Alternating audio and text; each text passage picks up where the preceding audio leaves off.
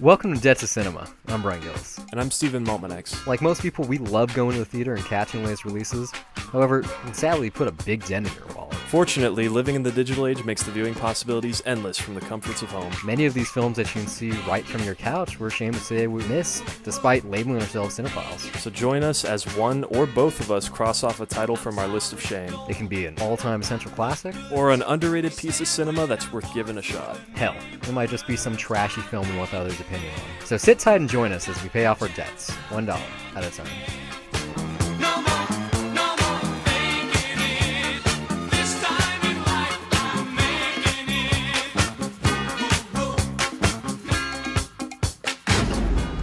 In 1978, when disco was on top, I'm making it. these guys partied to a different beat. No more, no more. Hours from now, we're actually gonna be seeing Kiss, baby! Don't you know what KISS stands for? Knights in Satan's Service. We just watched Jam's mom torch our Kiss tickets. Nobody's missing that concert tomorrow night. We're not stealing my mom's car. Damn right we are.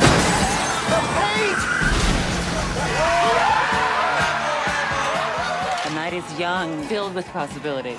Beth? Yes?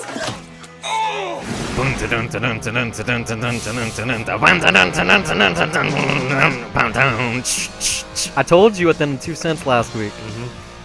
I was singing that song. Yeah. Probably the best title for a movie. Did you research this film? Do Not you at know all. the- No. I remember I saw the trailer, I think on the VHS tape for Austin Powers 2. That's seriously how I first heard about That's it. some age. I mean, and this is 1999, so there you go. But no, I had not seen this up until now.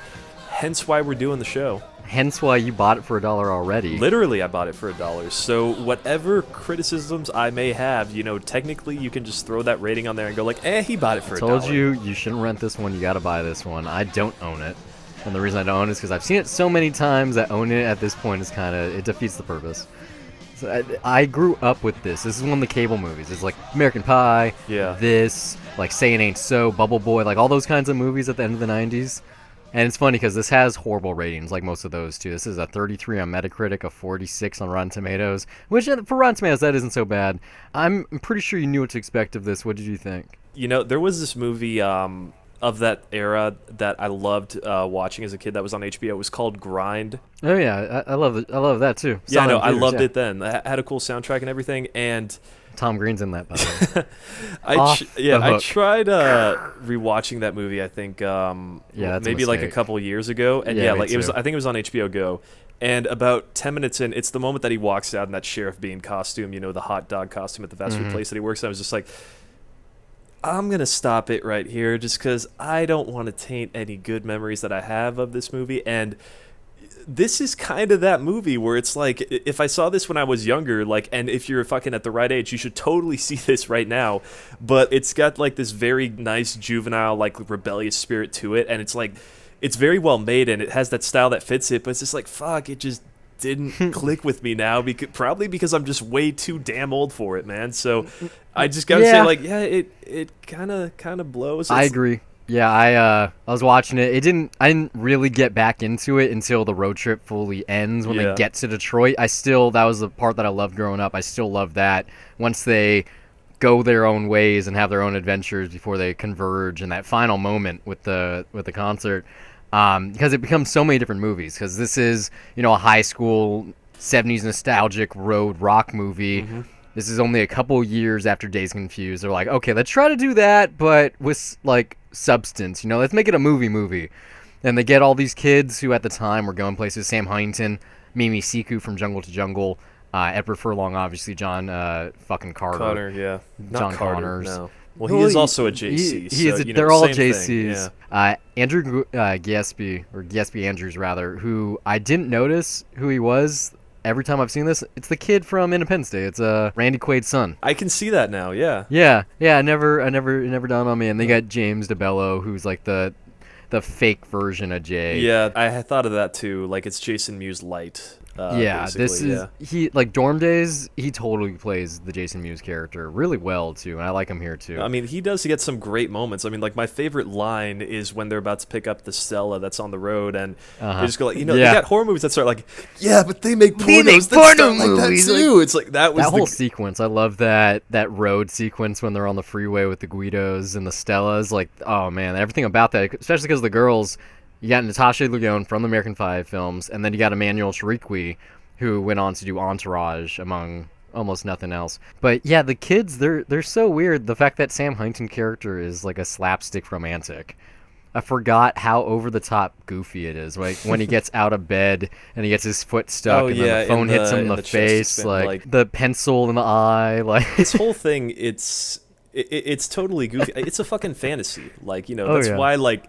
This is a fucking R-rated movie for 13-year-olds. Like, they would fucking love it, and it's very true to that teenage rebellious spirit where, you know, you got so much that's exaggerated just with the parents and, like you know, I mean, the thing with the mom getting on the school loudspeaker and then just, like, shouting out, how dare you buy kids tickets, and everyone's fucking laughing. Like, that's the movies, you know? Like, that's how you imagine high school is when you're like 10 years old watching this, and then you find you're out like, it really I'm gonna isn't be like that. there eventually. Yeah, but it's like it's total wish fulfillment though. This movie, but yeah, like you know, everything's exaggerated. All the adults, the fucking, not just the cardinal and the. But the biggest one's probably the pastor. security guard, like Elvis. Like what?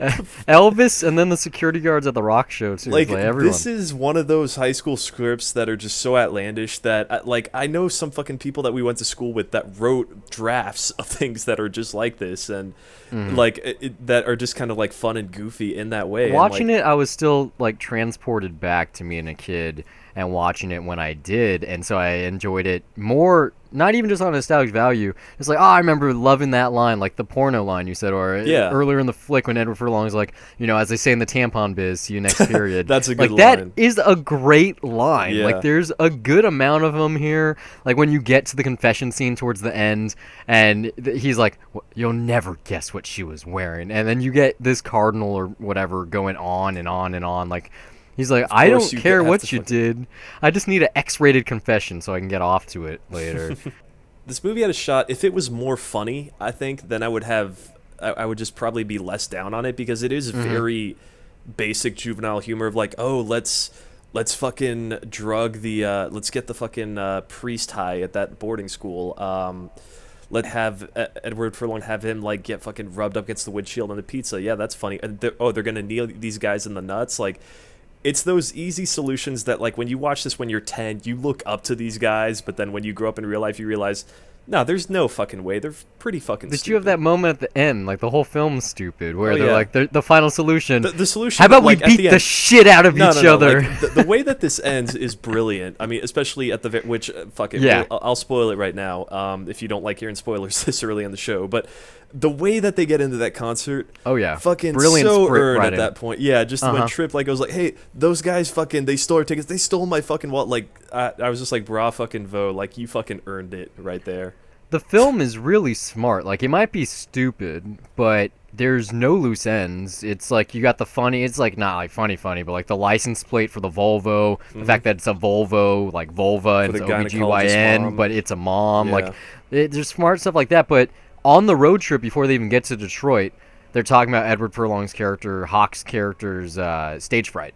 So you know, they're talking about him throwing up, and then when he's on stage doing the Magic Mike moment, he throws up, which is like a little too much. But even still, it was an earned joke. It didn't just come up, or well, it set it up a bit every too character's easy. like it's that. One of those examples of telling, not showing. But yes, the setup is there. Like, as you might criticize how this movie works in execution, but it's made with intent. It's not just like, oh, let's throw this shit around and like we're making a fucking movie and hey, aren't we awesome? Like, this is a very just stylistically well realized movie. Like a fucking touch that I loved seeing at the opening when you get that shot of the record and then you go into the fucking opening title sequence. The first track on that record is Love Gun. And sure enough, when the song fucking starts, it's Love Gun playing on the opening title sequence, and it's stuff like that. And then like these transitions, they play with just typical things that John. I mean, just the over-the-top operatic nature of how the tickets are burned by the mom. It's it's visual comedy that yes, we've seen it done before, but it is being done, and it's like this is intentionally done so that I'm not going to criticize this for being fucking cheap at all. Like, this film, it's a good movie. It's meant for one thing, just like Grind is, or American Pie is. Well, American Pie is better than that. But most of the films like these, they just exist because, teenagers needed to go to the theater and experience something, and they wanted a good time. This film is perfectly a good time. Like, this is one of those great high school movies, but it's not, oh, look at it, it's John Hughes, everyone needs to love this. It's the side of the road trash. It's the late 90s stuff that I want to do a lot more on this show, like Freddy Got Fingered and eventually Biodome, and stuff from our quote-unquote childhood, adolescence that most film critics probably would never touch, and the reason is that you're not supposed to talk about them. They are trash. And if you listen to the intro, I said maybe it's just a trashy thing that I want one of us to see or something like that. Yeah. I asked my stepdad, I was like, you want to see Detroit Rock City? He was like, no. I was like, oh, okay, I'll watch it by myself then. Fuck you. But I like so much. Toy Soldiers instead of Kindergarten Cop now. I kind of regret that. Well, we'll get to that shit when that time comes, I guess. Some other That's time. That's a trashy film that I do want you to watch. I think want it's you to fun. see this. Yeah, it's the song is worth watching just for the song itself, the title song, Detroit Rock City. The first time I ever heard it was in this movie, and now I love the song. Like, it's such a kick-ass song. And supposedly, there's this story about how it was maybe even written about some guy that died at a concert. I don't know. I can't recall exactly. I'm not a knight in Satan's service. I am not a Kiss fan. And it's funny, they have that line where they're like Kiss would rather fucking blow a dick than do disco. They did 2 disco songs. I didn't know that, but I figured right when they did that, that has to be an inside joke. Yeah, Why it's else an would you in write joke. it that way? You mentioned the opening title sequence and how it's used. I love the way how it sets up this world and why someone or a band like Kiss would exist, why that fan base would exist, because you're at the end of the 70s, you have this clash of over the top almost 80s affluence, but then punk is kind of dead, and at the same time you have these arena rock bands, and at the time it wasn't what it is now. It's not oh look, it's Kings of Leon, woo, it was something different. It was fuck yeah, this is rock and roll, but it's theatrical. There was Led Zeppelin, there was Aerosmith. I mean, we're talking about music.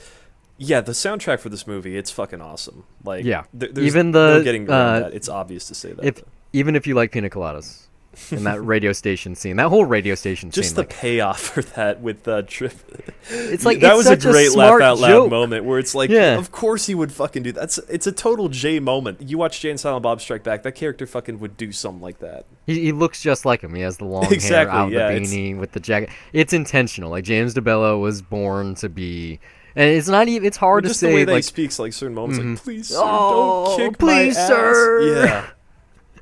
Ooh, what a lovely tea party. I don't know. I'm still. I know I'll watch this again at some point. Maybe with my kid or my nephew or someone. But if I know, just in the same way how I wasn't mean about Pixels. I was like, well, if I saw this with my 10-year-old son, I'm sure I would have loved it because I knew that he was loving it. Or okay, for that one, maybe even 8. But yeah, I would love to show this to a 12-year-old for the first time.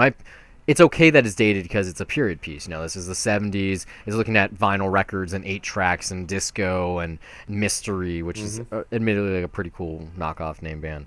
But yeah, I love just the It's Raining Men sequence. Just that strip club alone is worth watching. Just the Stretch Armstrong. The armed robbery scene. Yeah, I like the stuff in the church though. As completely contrite as it is, that moment with Beth, it's you know what? The idea, that's a high school fantasy that I'm totally on board with. Where it's getting laid in the confessional booth, losing your virginity in the confessional booth. That's awesome. And yeah, then even better yet, it's Melanie Lisinski from, or I probably butchered that name, from Beautiful Creatures and fuck, what's the name of that show on HBO that just got canceled by the Duplass brothers? Togetherness. Yeah. Her American accent's pretty damn good. It's if I hadn't seen Beautiful Creatures, I would have never known she was New Zealand. I did not know that, honestly. I don't think I've seen her in that much stuff. Well, almost everything I've seen her in outside of Beautiful Creatures, she just fakes her accent.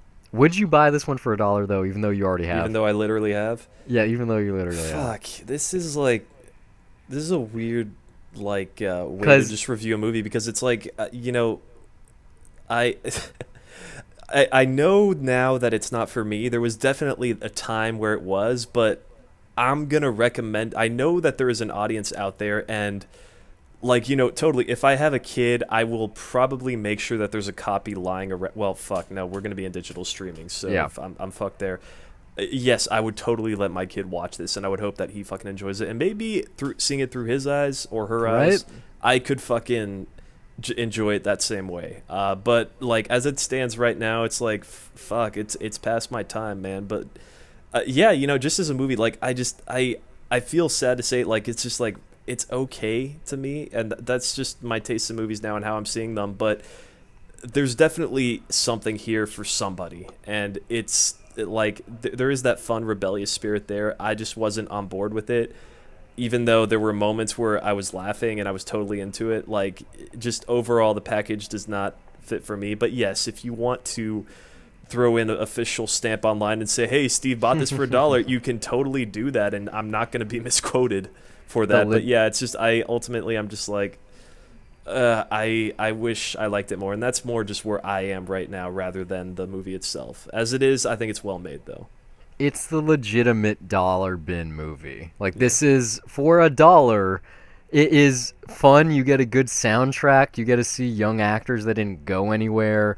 An interesting mother. Just a fun snapshot of America. This feels like a comic book movie. This could have easily been a Funny Pages book. If I kept my expectations down that low, maybe. But I had seen the trailer for this movie before, and the fact trailer's good. Yeah, and it's I checked out the DVD right when Awesome you get to cover. that custom New Line logo, I was fucking, oh fuck yes, I want to see this. The opening moment with the mom just kind of losing her shit, even though I knew where that joke was going, even though it went a bit too far, and it's really, you can't just unplug it. Is it really that difficult for you? But still, I don't know at what point it was. Maybe it was with the security guard where I just realized, maybe this might be too much for me. But I think the reason I love this one growing up is because it was on cable and we didn't watch the whole thing. I'd seen the beginning a couple of times, but we'd usually turn it on. Spaced out. No, we'd usually turn it on right when they get to Detroit. And if you turn this movie on right then, right after the disco, road rage sequence, it's an awesome movie. Honestly, it's so good. It's so much fun. It's just you have to sit through about 35-40 minutes of kind of boring, generic high school movie. I kind of sort of disagree, because the best stuff to me is when they're all together. I mean, I like the payoff after they deal with the Stellas and the Guidos and they drive away, and those guys are just tied up with makeup on their face, and they're like, "You got I'm wearing the fag makeup. You got the fag makeup on you. No, you got it. I'm wearing the fag makeup on me." But I don't know. Then just once they split up, it's okay, one guy runs into dogs backstage, the other one does a robbery, the other one goes into the into the strip club or gay bar, even though there are women there. I don't know. And it's just I don't know. Maybe it's just that the Eddie Furlong joke, I didn't find it that funny, and it's really, is it just him puking in a pitcher? And no, but you get the crazy anxiety of hot getting MILF, up. man. Yeah, you he does get get that, laid. He that does get dream laid. sequence. You get his cool kiss boxers, where the Gene Simmons tongue looks like it's where his dick is. And by the way, the point of view shot in the concert footage out of Gene Simmons' mouth, so fucking cool. Still one of the coolest things I've ever seen.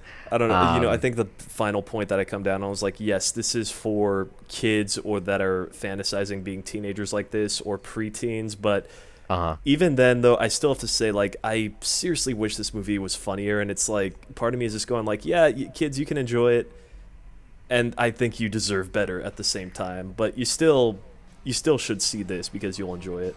This movie's something like How I Met Your Mother. If it had a laugh track, it would be hilarious. Seeing this with an audience, seeing this with your brother and his friends, being 12 or 10 or whatever, and like you said, looking, that's what high school is going to be like. It makes it better than it is. Not like in American Pie, Yeah, not it's Days when you Confused, watch not Grind, Fast Times. For me, Yeah. it was watching that, I was and I was into skating at the time, so I was watching that movie thinking, fuck yeah, I want to be like that. I want to be a pro skater. Yeah. Thanks for listening. We hope it's been a pleasure. If you like this show and you want to hear more of our wonderful voices on a weekly basis, check out 2 Cents. I'll recap what's happened in film, TV, and tech news. We're also on the titular Dollar Review Show, a spoiler-free critique of new releases or anything we've discovered on our own, whether that be TV, music, etc. You can find all of our content at dollarreviews.net. Follow us on Twitter or like us on Facebook at Dollar Reviews. And we're also on Google Play Music, iTunes, Pocket Cast, TuneIn, Stitcher, SoundCloud, YouTube, just about anywhere on the internet with hours of content available to you for free. But for those of you that feel that the show is worth your dollar, you can send us a donation at patreon.com/dollarreviews. Contributions not only earn our undying love, but they also make it possible for us to improve our recording equipment and to give you the highest quality episodes possible. But more importantly, they'd be helping us acquire the content to review. You know, trips to the multiplex are expensive, and the more donations we receive, the more films we can review for your listening pleasure. If you listen somewhere we're currently not available, you'd like to contribute some talking points, send a Death to Cinema request, or even if you just want to laugh at us, you can do so by reaching out to us on social media or send an email to brian@dollarreviews.net. Or you can email me as well, steve@dollarreviews.net. You can follow me personally on Twitter at Brian Gillis, that's BRYONGILLIS, and now you know how to spell the email too, and also under the same name on the Love You site Letterboxd, which acts as my film diary, where I rate films I'm watching, write the occasional review, and even sometimes compile lists. You can also find me on Twitter at S_MTX, and also follow my film diary at Letterboxd under the same name, where I log everything I watch, and sometimes write brief reviews. That's it for this week. Until next time, keep the change.